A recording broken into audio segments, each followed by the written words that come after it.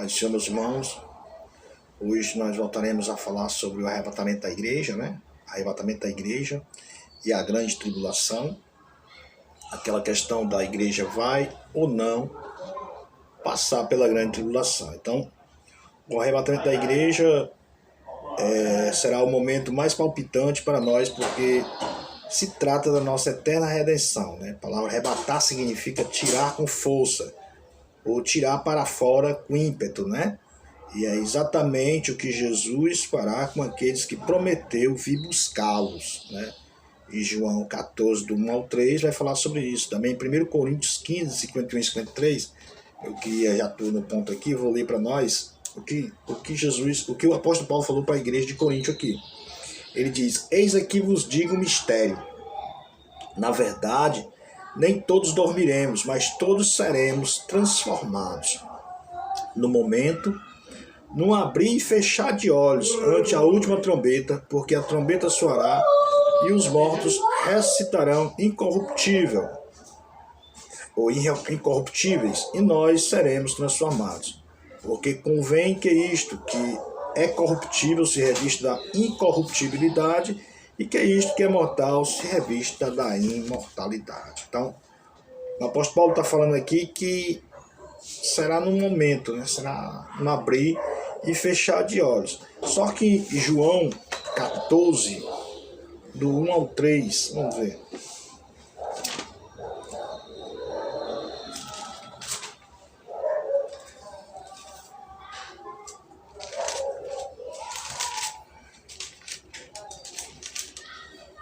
Diz: não se turbe o vosso coração, credes em Deus, crede também em mim. Na casa de meu pai há muitas moradas. Se não fosse assim, eu lhe teria dito: vou preparar-vos lugar. E se eu for e vos preparar lugar, virei outra vez e vos levarei para mim mesmo, para que onde eu estiver, estejais vós também. Então, tanto o Senhor Jesus como o apóstolo Paulo fala da eminência da volta de Jesus. Com respeito a este glorioso evento, vale a pena verificarmos algumas teorias defendidas por vários estudiosos da Bíblia. Até o começo do século XX, ou até o começo do século XIX, aliás, os crentes que discutiam o arrebatamento da igreja acreditavam que o arrebatamento, ocorreria junto com a volta de Cristo no fim do período da grande tribulação. Eu vou só abrir aqui um parêntese para colocar algumas colocações aqui do pastor Antônio Gilberto sobre o arrebatamento. Quando vai ser isso? Quando se dará o arrebatamento da igreja? Então, o pastor Antônio Gilberto, ele coloca: a vinda de Jesus será precedida de sinais já preditos na Bíblia. Alguns desses sinais são apostasia, segundo Tessalonicenses 2 e 3, né? Então, a apostasia tem que vir com força para poder preceder o arrebatamento da igreja. Segundo o sinal que ele aplica é a multiplicação de religiões e práticas demoníacas, segundo Coríntios 4 e 4 e 1 Tessalonicenses 4 e 4. Então, o que vai preceder o arrebatamento do Senhor Jesus com a sua igreja, para buscar a sua igreja, o arrebatamento da igreja será, além do aumento das religiões e práticas demoníacas de 2 Coríntios 4 e 4 e 1 Timóteo 4 e 4, é o indiferentismo espiritual, né? Isso é 2 Timóteo 3 e 1, Judas, verso 16, ele vai falar do indiferentismo espiritual. A pessoa, tanto faz estar na igreja como não, ele se acha que está nem aí, né? E uma coisa interessante também de guerras, Mateus 24, 6, né? Se nós lembrarmos de guerras, a gente vai lembrar da Ucrânia, né? Um brasileiro agora veio a notícia do Itamaraty que ele morreu, né, de 42 anos, e morreu na guerra da Ucrânia, né, uma guerra que não tinha nada a ver com o país dele, né, mas no entanto, ele foi lá defender o outro país e morreu na guerra, é um brasileiro, né.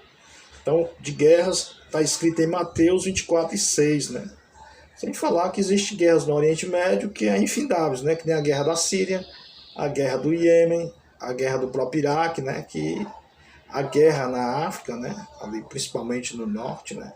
Então, as guerras são demais, né. Então, nós vemos falar de guerras, né? Também a restauração do Israel nacional, a restauração nacional do Estado de Israel, Lucas 21, 29 e 30 fala sobre isso, e isso já aconteceu, né? 14 de maio de 1948, Israel torna-se um Estado independente, né? Então Israel voltou a ser uma nação, e isso fala que é um cumprimento do arrebatamento da igreja. Também fala da apostasia, né? A apostasia é o abandono da fé e da doutrina, né? Como um exemplo descrito em 2 Timóteo 2,18, né? Então, a apostasia é isso, é o abandono da fé e da doutrina. Então, aquilo que tem muitos pastores que ensinam a vida toda a doutrina sagrada, mas hoje já não ensinam mais. Por quê? Porque não acreditam, né? Os demônios já o confundiram já, e ele já não prega aquilo que ele pregava há 5, 6 anos atrás. Então, meus queridos, conforme o pastor Antônio Gilberto, apostasia, como está escrito em 2 Tessalonicenses 2 e 3, só pode ocorrer na igreja, né? O mundo não tem de que apostatar. O mundo vai apostatar de quê? O mundo vai negar o quê? O mundo já é o mundo, né? Então, só existe apostasia se for na igreja. A igreja que é apóstata, porque nega a fé, nega a doutrina, né? Eu ouvi um pregador dizendo ontem que aquilo que se pregava há 20 anos atrás, que não prega-se hoje mais. Mas foi que mudou, o evangelho mudou? Não, a apostasia. Porque se você ensinar uma doutrina e não ensina mais, é porque você apostatou da doutrina, né? Porque a doutrina de 50 anos atrás é a mesma doutrina de hoje. A doutrina de hoje é a mesma de 2.000 anos atrás. A doutrina não pode mudar, né? A doutrina não muda. Se a doutrina não muda, logo, se alguém consegue entender outra doutrina e foge da doutrina da Bíblia, então ele apostatou da fé que uma vez ele ensinou. E só quem pode apostatar é o crente salvo, né? O crente da igreja, né? É o crente que está na igreja. O mundo não apostata. O mundo não pode falar de apostasia. Então, meus queridos, a frieza espiritual, o modernismo teológico, o mundanismo, o materialismo filosófico, o conformismo e o desvio espiritual avolumam-se no meio do chamado cristianismo professo. Isso é visto profeticamente na igreja de Laodiceia, Apocalipse 3, 14 ao 18, que prefigura a igreja morna, né? Na época do arrebatamento da igreja. A iminência da volta de Jesus, a máscara do pseudo-cristianismo cairá de vez. A apostasia que se trata, segundo Tessalonicenses 2 e 3, é um caso especial, é apostasia total. No original, o termo é precedido do artigo definido, mostrando tratar-se da grande apostasia.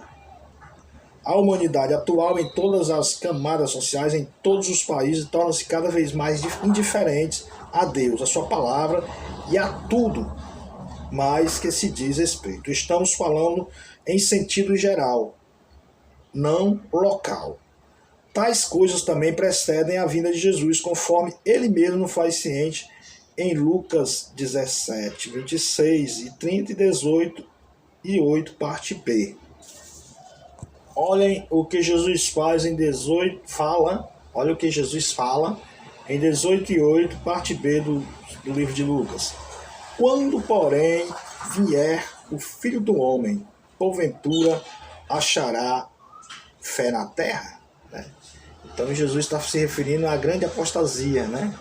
Apostasia da igreja, apostasia das pessoas, né? Que muitos que cristãos dizem ser já abandonam a sã doutrina. E também a outra parte que ele se refere à apostasia geral, ele fala de 17, 26 ao 30, né? 17, 26, olha o que ele diz.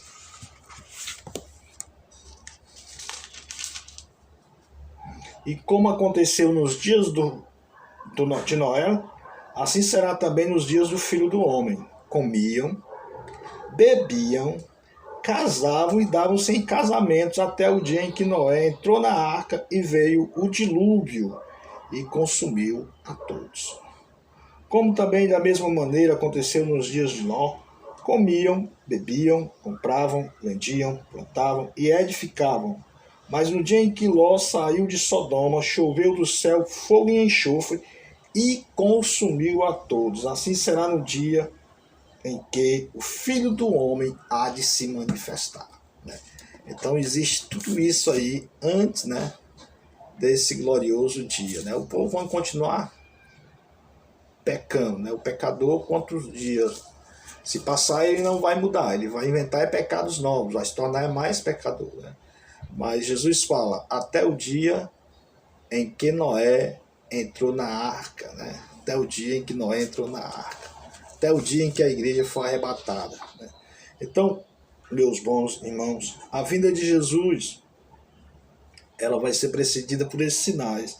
Ele também fala, o pastor Antônio Gilberto, sobre os povos bíblicos. A vinda de Jesus está relacionada com os 3 grupos de povos em que Deus mesmo divide a raça humana. Os povos da terra, considerados sob o ponto de vista humano, estão divididos no mais diversos grupos étnicos, mas Deus, considerando a humanidade sob o ponto de vista divino, divide-a em 3 segmentos. Quais são os 3 segmentos que Deus divide os povos? A gente vai ver isso mais na frente, mas vou citar logo aqui agora, aproveitando o gancho do pastor Antônio Gilberto. Judeus, gentios e a igreja de Deus. Então, 1 Coríntios 10 e 32.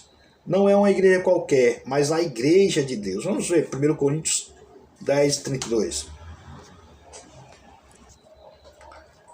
Olha, portai-vos de modo que não deis escândalo nem aos judeus, nem aos gregos, nem à igreja de Deus. Né? Então não é qualquer igreja, é a igreja de Deus. Portai-vos de modo que não deis escândalo nem aos judeus, nem aos gentios ou aos gregos, e nem à igreja de Deus. Então, Deus ele divide os povos nessa situação, ele divide os povos entre judeus, o povo das alianças, né?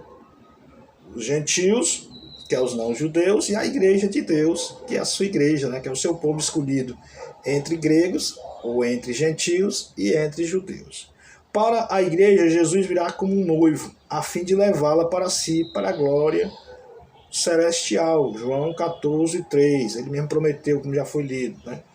Isso inclui todos os santos de todos os tempos. Então, no arrebatamento, todos os santos de todos os tempos vai ser arrebatado. Para Israel, Jesus virá como Messias libertador após prová-lo e expurgá-lo mediante a grande tribulação. Mateus 23 e 39, Romanos 11 e 26, vamos ver Romanos, o que Romanos 11 e 26 diz.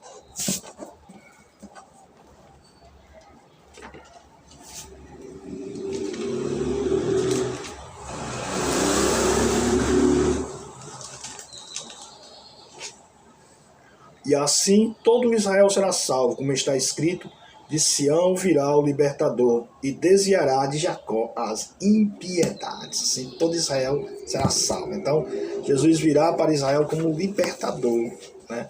E para a igreja ela virá como noivo, né? Então, meus amados,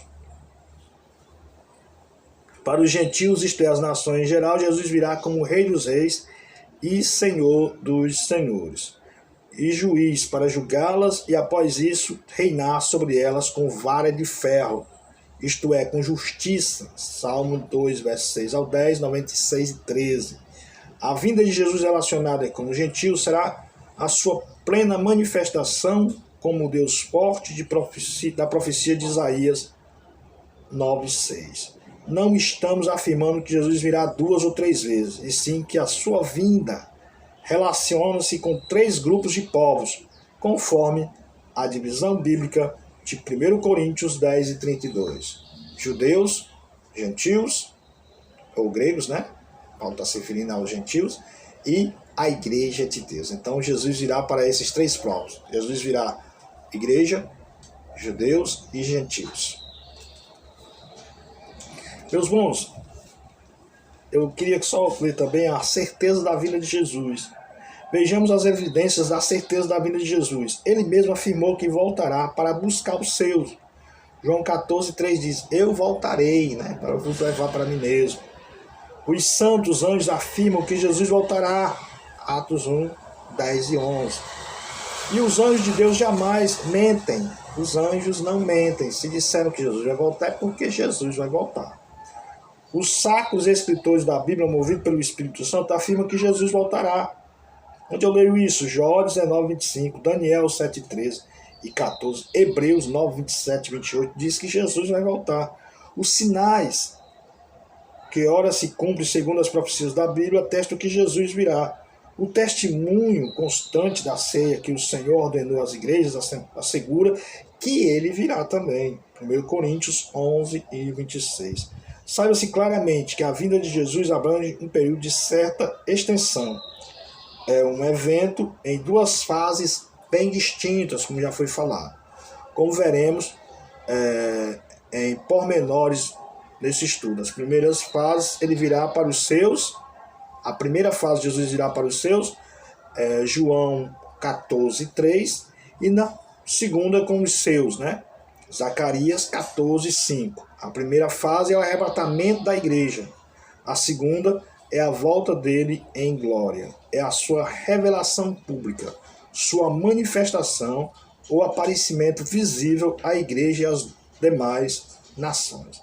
Entre o arrebatamento e a revelação de Jesus decorrente de um período de 7 anos, segundo as Escrituras, muitos fatos estupendos estarão acontecendo na terra. É a semana de anos mencionada em Daniel 9, 27. É a Bíblia, a expressão semana de anos, segundo Levíticos 25 e 8, Gênesis 29 e 37, que os dias podem vir a significar anos, vê-se em Ezequiel 4 e 7. O fato da vinda de Jesus abranger um período de 7 anos não deve constituir problemas para ninguém, lembrando de que seu primeiro advento levou mais de 30 anos. Logo, a gente fala sobre que a vinda de Jesus é algo eminente, é algo que não falha, né? A gente lembra que ao Senhor Jesus subir, os discípulos ficaram olhando ali no Monte Betânia, né? Monte das Oliveiras, perto de Betânia, e ao ser levado aos céus, os discípulos ficam olhando e Jesus desaparece entre as nuvens, e os discípulos ficam olhando, ver se vê Jesus, e 2 anjos aparecem do céu e dizem, varões galileus, para que vocês estão olhando para cima, né? Vós não sabeis que esse Jesus que foi ao céu, um dia ele vai voltar. Então, Jesus, ele vai voltar. Um anjo não mente. O próprio Jesus não pode mentir. Sendo Deus, ele não mente. Ele disse, eu vou, mas vos voltarei para vós mesmos, para que onde eu estiver, estejais vós também. E vos levarei para mim mesmo, né? Então, amados, sobre a tribulação, esse período de grande tribulação. A gente vai ver algumas teorias, né? Mas a gente sabe o que nós cremos. Nós cremos que a igreja não vai passar pela grande tribulação e que a grande tribulação é algo para os judeus, não é para nós, né? A grande tribulação é a aprovação dos judeus. Nós não. Nossa aprovação é atual. Nossa peregrinação aqui na terra é atual. Passando dificuldades lá nos países comunistas, né? Nos países que odeiam, né? A cristofobia nunca foi tão alta como está sendo hoje. Então é isso. Então vamos para a primeira, né? A primeira fala da mente tribulacionista. O que é isso? Harold John Ockham, ele foi líder no movimento evangélico que se desenvolveu nos Estados Unidos depois da Segunda Guerra Mundial. Num breve testemunho pessoal em Christian Life, né? Vida Plena, em fevereiro de 1995, ele citou muitas dificuldades associadas com o pré-tribulacionismo, né? Estas incluem o aspecto secreto do arrebatamento e reavivamento a ser experimentado durante a tribulação, a despeito da remoção do Espírito Santo e a redução da importância da igreja envolvida na escatologia dispensacionalista. Outros líderes evangélicos acrescentam suas críticas à posição pré-tribulacionista, né? As modificações que defendiam eram superficiais, incluindo a limitação da ira de Deus contra o mundo, de Apocalipse 16 ao 18. Ora, as primeiras 3 anos e meio de a Batalha do Armagedon. Então, influenciados pela menção a respeito, pela menção repetida de 3 anos e meio, 42 meses de Daniel 7, 9 e 12, Apocalipse 11 e 12, argumentavam a favor de que um período de tribulação, com apoio deste argumento de Daniel 7,25, indica que a igreja que a igreja estará sujeita ao governo do anticristo durante 3 anos e meio, conforme Daniel 9,27. Também indica que o governo mundial, a fim de tempos, fará um acordo com os cristãos e os judeus, dando garantia de liberdade religiosa, mas que passará depois a levar a efeito a segunda etapa do seu plano, né, e suprirá as observâncias religiosas. Acreditava-se que várias passagens do Novo Testamento apoiavam o mito de tribulacionismo, incluindo Daniel 12,14, que prediz uma figura ou uma fuga, né, da igreja para o deserto durante os primeiros 3 anos e meio, no período da tribulação. Além disso, os meio tribulacionistas, eles acreditam que o ponto de vista deles se encaixava no discurso do Monte das Oliveiras de Mateus 24, Marcos 13 e Lucas 12. Né? Melhor do que a interpretação tribulacionista, que diz que a igreja não passará pela grande tribulação. Né? Ora, os tribulacionistas declaram que o arrebatamento deve ocorrer depois de certos sinais preditos de fase preliminar da tribulação, conforme a descrição de Mateus 24, 10 ao 27. O evento não será secreto, mas sim acompanhado por uma demonstração impressionante, né? Incluindo um alto brado e o ressoar de uma trombeta. 1 Tessalonicenses 4 e 16, Apocalipse 11, 15, 14 e 2, né? Esse sinal dramático atrairá a atenção das pessoas não salvas, né? E quando estas perceberem que os cristãos apareceram, virão para Cristo em números, né, tão grande que haverá um reavivamento em grande escala. Apocalipse 7, 9 e 14. Em síntese, a igreja será arrebatada no meio da grande tribulação. Então, resumindo tudo, o que os teólogos, né, que acreditam no meio tribulacionista, do midi-tribulacionismo, desculpa, é que a igreja começará bem, né? O anticristo assumirá o governo após o arrebatamento, assumirá o governo e passará 3 anos e meio. Durante esses 3 anos e meio, ele vai as religiões não têm direito a operarem normalmente, só que depois de 3 anos e meio ele rasga o protocolo, né? Ele quebra a lei, e ao quebrar essa regra que ele assinou, né, começa a perseguir a igreja. Então a igreja vai ser arrebatada nesse momento que ele rasga o decreto que ele faz, a lei que ele faz. Então, ao ser arrebatado, isso causa um avivamento para as pessoas voltarem para Jesus. Em síntese, a igreja não vai atravessar a grande tribulação, mas vai chegar no meio dela. Certo? Então, meus bons amigos, assim pensa um teólogo do midi-tribulacionismo. Pós-tribulacionismo, o que é pós-tribulacionismo, né?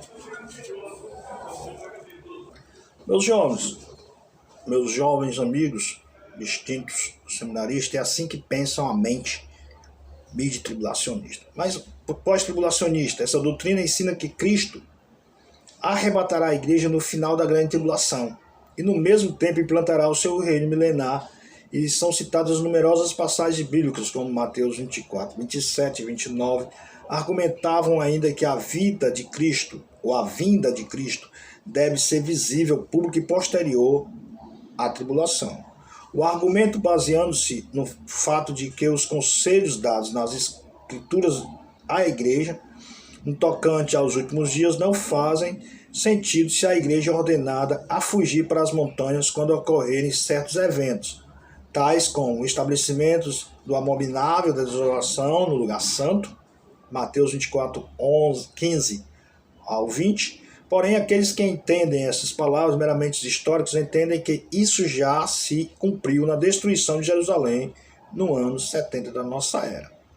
E muitos argumentos sugeridos pelos pós-tribulacionistas são em oposição aos pré-tribulacionistas, né? Que apresentam interpretação geralmente mais sustentada entre os pré-milenistas, né, norte-americanos do século XX, incluídos nestas críticas, há sugestões de que a volta iminente de Cristo não requer um arrebatamento pré-tribulacionista. Os pós-tribulacionistas eles também indicam a dificuldade em resolver quais passagens das Escrituras se aplicam a Israel e quais delas são relevantes para a igreja. Além disso, argumentam que há uma falta notável de ensinos explícitos no Novo Testamento a respeito do arrebatamento. Os defensores da posição pós-tribulacionista diferem entre si quanto à aplicação das escrituras proféticas e os pormenores da volta de Cristo. John Walvoord, eu não sei inglês, eu acho que essa é a pronúncia do rapaz, mas detectou entre eles 4 escolas de interpretação. A primeira delas, o pós-tribulacionismo clássico, é representada pela obra de J. Barton Kiner, né? Que ensinou que a igreja sempre tem estado na tribulação e, portanto, a grande tribulação já foi cumprida na sua maior parte. A igreja sempre passou por tribulações, né? O segundo principal dos pós-tribulacionistas é o que mantém a posição semiclássica, que se chama de obra de Alexandre Ries, né? Entre a variedade de crenças sustentadas por essas pessoas, a mais comum é de que o curso da história da igreja é uma era de tribulação, mas que além dela haverá um período futuro de grande tribulação, né?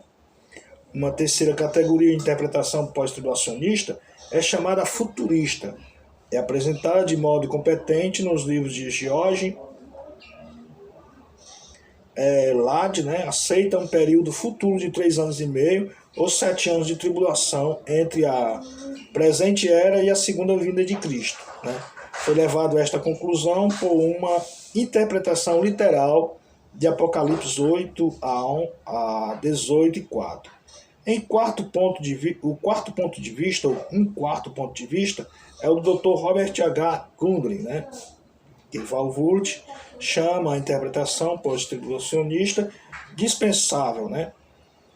Ele combina de modo original os argumentos pré-tribulacionistas, midi-tribulacionistas com a aceitação do arrebatamento pós-tribulacionista. Então, eles confundem muita coisa, né? É um verdadeiro...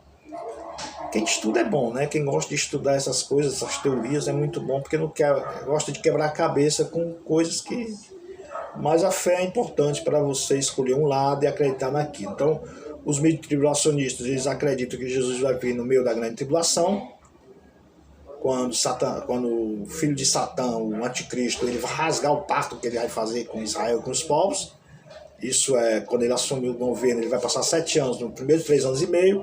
E o pós-tribulacionista, ele acredita que Jesus só vai vir depois da grande tribulação. Então a igreja vai passar pela grande tribulação para o pós-tribulacionista. Isso é o que eles acreditam. Esses pós-tribulacionistas se divide em 4, né? Em 4 tipos. Então, esses tipos de pós-tribulacionista é onde eles procuram encaixar os versículos bíblicos dentro da sua teoria pós-tribulacionista. E assim eles confundem a igreja com Israel, Israel com a igreja, e depois ninguém sabe a quem as escrituras estão se dirigindo, à igreja ou ao povo judeu. Meus bons amigos, eu vou ficando por aqui. E na próxima aula a gente fala sobre os pré-tribulacionistas. Deus abençoe vossas vidas. Amém.